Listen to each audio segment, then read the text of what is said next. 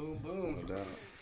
What's poppin', everybody? Welcome back to the Rip City Basement, bridging the gap between hip-hop fanatics' demand to hear technique and Portland's electronic obsession. My name is Brenboy. I'm the host of the show. And today, I'm chilling with my homeboy, Caspa Da Ghostman. What's poppin', bro? What's good with it, pimpin'? How you been? Good, man. Welcome to the show. Appreciate it. Appreciate you having me on. First time on the basement, but I've been knowing this guy for damn near a decade now. I think we probably met on the basketball court, bro. You used to be nasty on the court. Nah. Come on, bro. Come on. I'm nasty in the garden. He said in the garden. So how did this whole rapping thing start? Was it always Caspa Da Ghostman, or what was Jay doing back in the day? Nah, I mean, we just bullshitting, drunk, high, fucking around, freestyling with the partners, you know, and then one thing led to another, and a couple tracks got laid. They said it was icy, and we just been skating since. Do you remember the first beat that you used to rap over that you knew that was like, oh, put that one on, man. I want to rap on that one. Probably like Redman and Method Man's Rock Wilder. We tried to rap over that a few times young. Thought we was doing something. Thought we was popping, but yep. Little tape deck recording ain't doing shit. Is that how you started? Was the tape deck recorder? Yeah, mute flows, rapping over like just the two of us, Will Smith and Tupac, like just old school shit, just little ass knuckleheads. Tell us about this awesome project. Raindrops and Dank Crops. I mean, independent underground, you know, the whole way through. A couple of little bigger features on this album than my other albums before, like Snow, WESTSIDE BOOGIE, Dizzy Wright, Dimrick, Cosmo. I mean, the list goes on. I mean, I even got to play hey, bro. stuff on there. Hell yeah, that's right. A couple local cats, Frank Loke, LB, my brother Flozell, Amari Knight singing on a few hooks for me. Like, yeah, it was pretty dope. Yeah, so you had a few solid features on there, and the rest were just you going bar for bar on everything. Every song was lyrically like, is it a story in your head, or is it just bars that are coming out? How do you formulate these songs? It depends the beat, really. The beat, however the beat make me feel is where I go with it. If it's like saucy, we gonna talk shit. If it's like, you know, melodic and melody and shit, I might hit up Amari like, yo, come sing me some vocals for this or something, you know what I mean? Like, got you. Just how I feel on the time. Do the choruses come easy to you, or is that something you usually throw in later? Auto battle, baby. That's what? Automatic. Oh, for real? Man, I'm the opposite. That's always like the last thing I do is throw a hook on it. Oh, yeah. Nah, I usually try to put the hook first, though, really, because then I know what I'm rapping about in the song, you know what I mean? That makes sense. If I really can't get the hook down and I just like the beat, you know, you're just going to rock with it for a minute and then, fuck it, use part of your verse for the hook then, you know what I mean? Pick a 4-bar out of there that was icy and that's your hook now. Yeah. What was the first hook that you wrote, like, with the homies, like something that was repetitive that you guys kept reciting? You remember something like that back in the day? There's so many of them, to be honest. And, I mean, I really just love my little brother BJ's hooks. He could sing like a motherfucker. Struggle to voice, shout out. He's saucy as fuck. We used to always be singing his shit, but could none of us sing like him, though, so let him do his thing. What was do you have any stories of meeting somebody cool along your journey, like musically? Did you meet someone that was like just a cool cat that you fucked with tough? I mean, I fuck with a few artists. Jay Stallone was the first one to really show us love. Came out here to the pad, did a track. We went down there and shot a music video with him. Every day's my birthday. I mean, that was pretty dope. But like recently, probably WESTSIDE BOOGIE was the dopest cat. Oh yeah. He fucked with me like in the studio. Like he came to the studio to record the verse and shit. He didn't just record it on his own. Like, oh word. We were able to smoke and mingle and bullshit. And like, was that in Portland or in Cali or? No, that was in Hollywood, California. Oh okay. Yeah, I flew down there to fuck with him and Snow, and yeah, he was pretty dope. That's tight. So you did the WESTSIDE BOOGIE track and Snow, which is Run It Up, right? Correct, yes. That's the one we have on the Spotify playlist. If you guys are on Spotify, go check out the Rip City Basement playlist. Run It Up is in our top 5. It's been charting on our top 5 since the album dropped. So shout out to Caspa Da Ghostman and Snow the Product. Go check out the song Run It Up. So you killed Run It Up, and what's the one with WESTSIDE BOOGIE?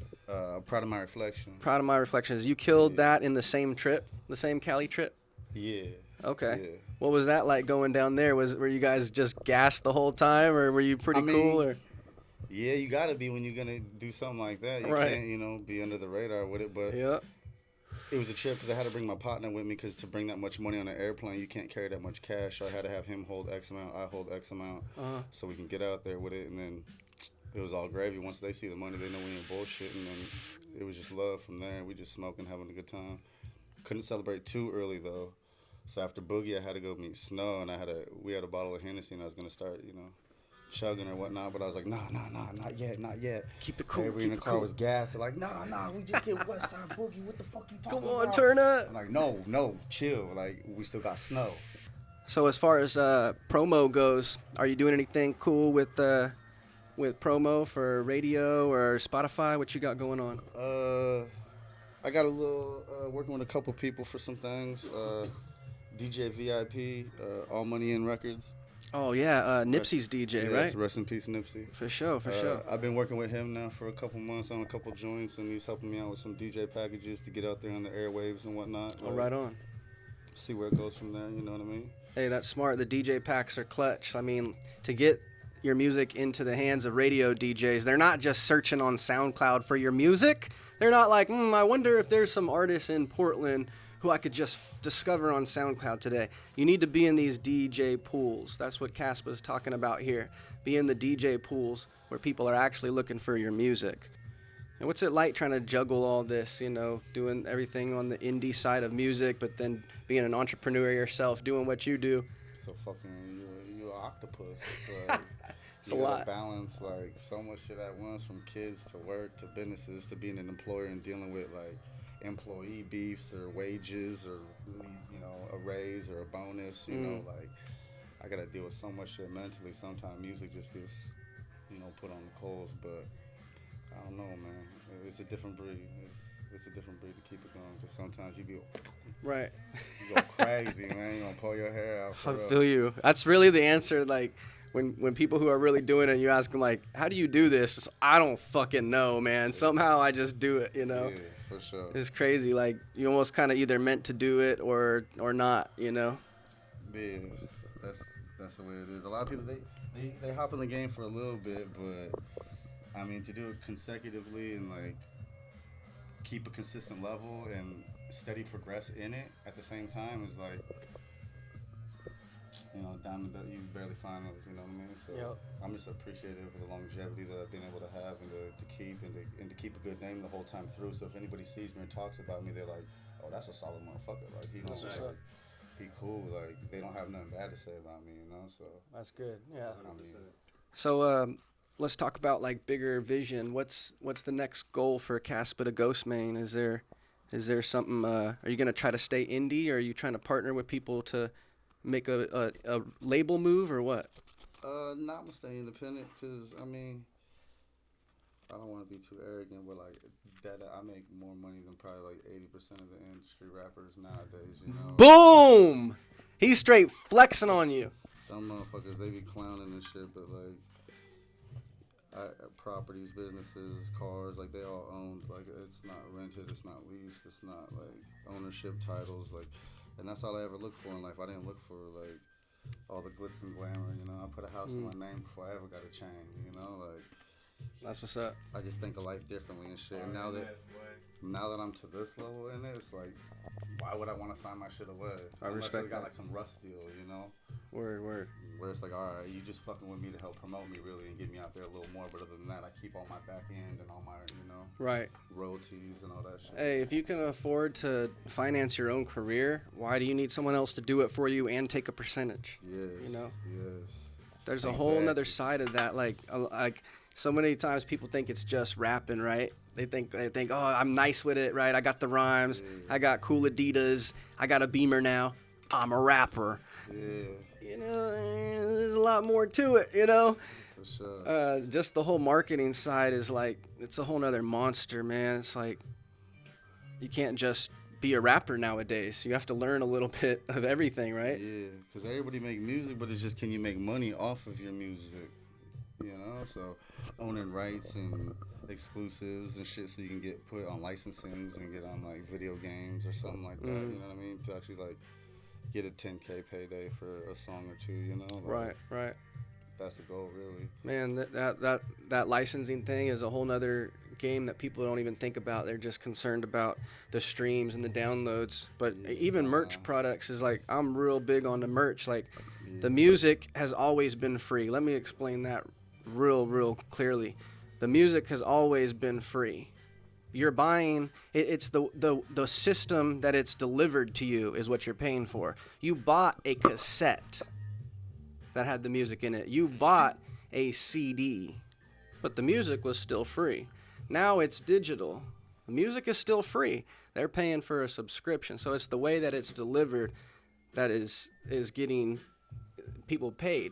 You know, so I got this clever way of doing these things. It's like my music, I put it straight on a pre-roll. So this is my new strain, Blueberry Pancakes. It's you know, I wanted to give you one on camera, man. Let you take one of those home.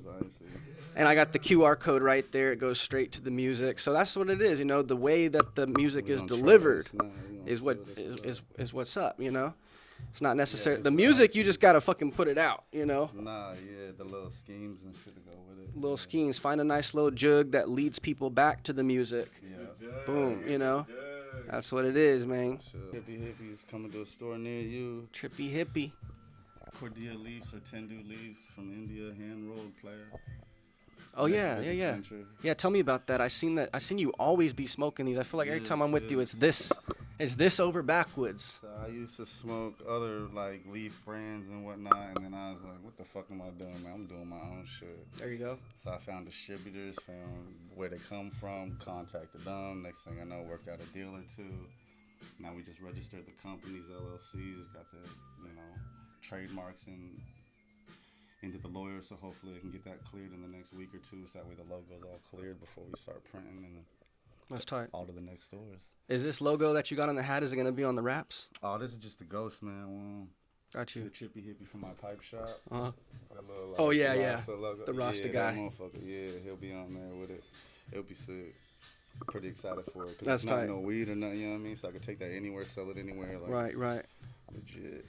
Bro, I know I've already told you this before, but every single day I use my Trippy Hippie card because you gave me a business card the grinder one. that pulls out and it's a grinder. Yeah. That shit's so clean. I use it every day, bro. Like, I'll be grinding my weed in my little tray and then I scrape it with my Trippy Hippie card, you know? I appreciate that. That's it. Having your logo on certain products just floating around, even if it just stays in someone's car, they're always looking at it, you know what I'm saying? Yeah, I mean, that's my partner, shout out Lambo J, and hooked me up with this embroidery and got the logo put on here and the words put on here, and then he made even the little Ghostman's glow in the dark. That's so tight. It has its own little pop. Oh, no way. It's pretty clean. That's filthy. And that helps, though, because the more they see it, the more it gets beaten into their head. You got to think about commercials and how many times they slap a Coca-Cola sign in front of you on every commercial. In that 30 seconds, you've seen it probably like 15, 16 times, you know? That's true, yeah. Repetition. Every story, exactly. You got to do the same thing with yourself. Same thing. What would be another feature that you didn't get on this album that you wish you could have had? Was there somebody else that just didn't make it? All right, true story. Ritz was supposed to get on Run It Up. It wasn't supposed to be Snow. But when I could hear that. So Ritz was supposed to get on in January of this year. This album was getting done last like November, December, October, whatever. So I had that song waiting for Ritz, and Snow didn't like the original track I sent her, and I didn't have another one ready. So I was like, fuck it, here's another track for Chopper's Ritz track. So she got switched on that and shit, and the rest is history. But Ritz is definitely somebody that I would have liked to get on this one. Burner, he'd be cool just to fuck with, like on a business tip and chop it up with him on some game. I don't know, there's a few. I mean, there's always the big name artists, but I mean, like artists that are like within reach to me now. I feel that. Probably Ritz and Burner probably be the next two that I like. That's tight. I know you got Cosmo on there. I thought that was kind of dope that you even know who Cosmo is. No disrespect to Cosmo, but like not everybody I talk to knows who that is. Yeah, you know what I'm saying? So the fact that you fuck with him, because I fuck with him tough. Like he's on my workout playlist. You know, like he's got some of that like hustling talk that I fuck with. He's hella sick too, and he's very humble too. Like when I approached him and the way he talks, and I was like, thank you, and he was appreciative of me working with him and not.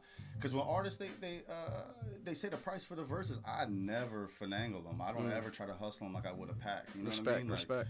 I'm like, if that's what you're worth, you know, and that would make you happy, then Boom. I want to give you that, so that way you don't ever look at me like, oh yeah, he tried to nickel and dime me. Right. You know what I mean? Like, if you're worth 10K, you're worth 10K. If you're worth 5K, you're worth 5K. Whatever the case may be, but Hold your value. Yeah, I try to no do doubt. that so that at least they don't, you know. And then I come with my own bottle, my own weed. Every time they meet me, I don't ever ask them for shit. I got my own. Ask any art, I'll give them a bag of weed to go home with. Like, That's you tight. take this with you. Yeah, it was pretty live.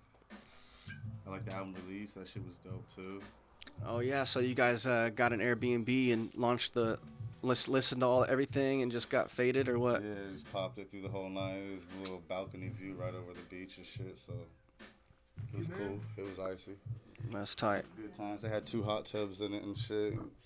Airbnb, you know the motherfucking hot tubs, they don't ever get hot. So both these got hot. That shit was a trip. Damn. It's like they both were? Luxury, bro. What? Okay, come on.